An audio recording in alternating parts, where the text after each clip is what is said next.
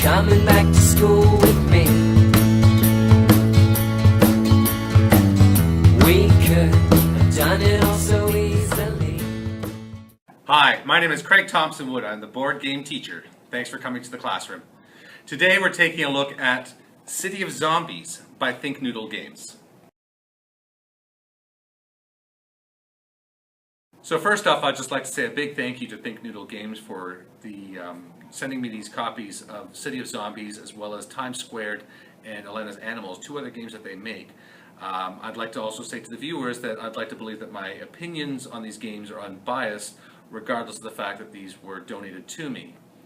I was also going to consider doing City of Zombies and Time Square together because they are both in the same sort of universe, as it were, with the zombies and everything.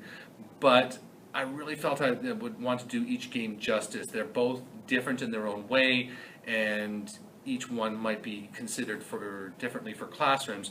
So I'm going to do the reviews as two separate reviews rather than one combined review.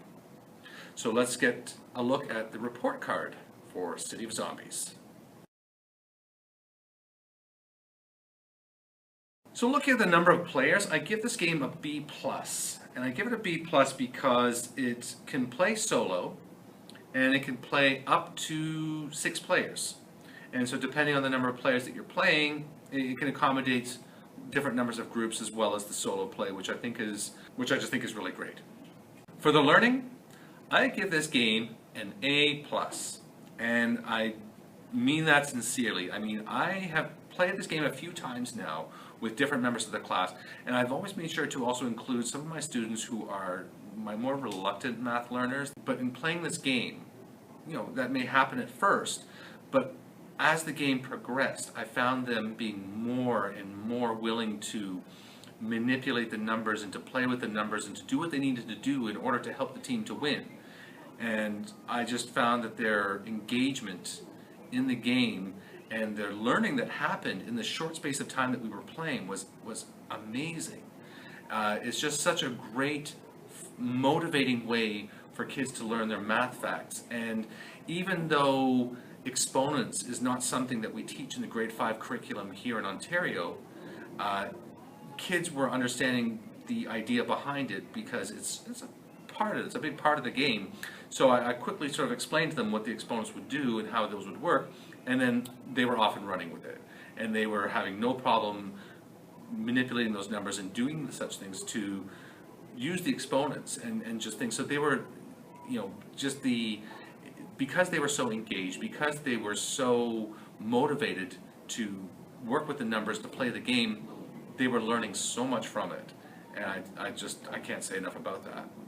For the fun, I give the game an A. I mean, there's times where students would get a little get to what we call in board gaming the analysis paralysis, where they're overthinking things. They're trying to come up with all these different ways, and I really suggest using a timer because sometimes things would kind of bog down a little bit with the students trying to overthink things or really struggling to come up with an answer or a better answer or something. But I think overall we all had a great time, and they're always asking to play it again, and I just think the fun is an A. For time, I give the game a B.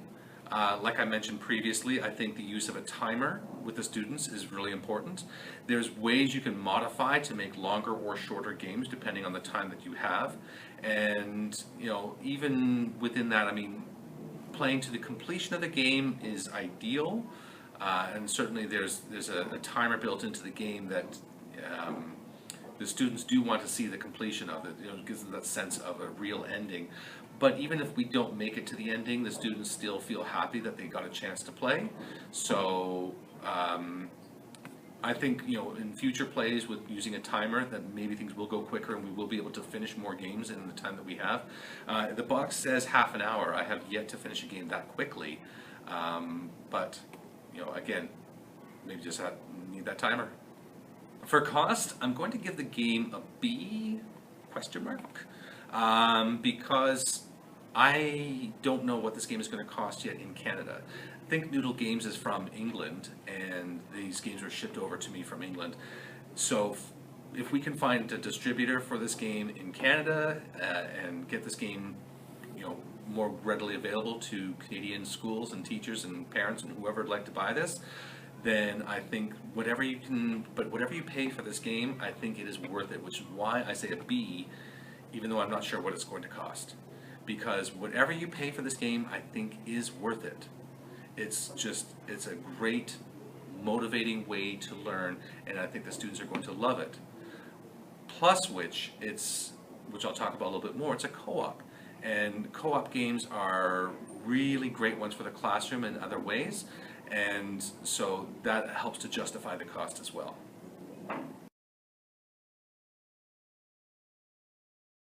Cooperative games I've talked about before, games like Forbidden Island, great because they teach these kids all those 21st century competencies which are so difficult to teach otherwise in a standard curriculum. Skills like collaboration, communication, creative thinking, problem solving. Cooperative board games teach these things so well, and this not only teaches those skills, but also teaches all these math facts. And it's such a beautiful, harmonious combination, a blending of these two things, that I just think this game is phenomenal.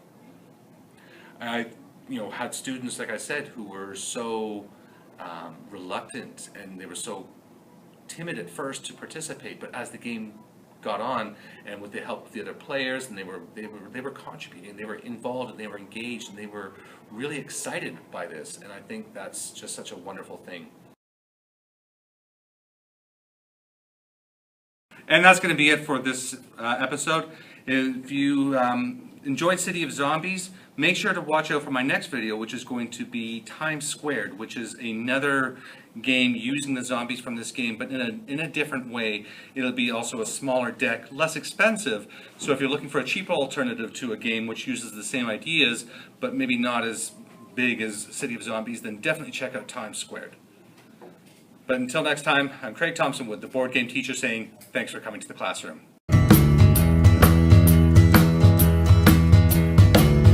Are you coming back to school with me?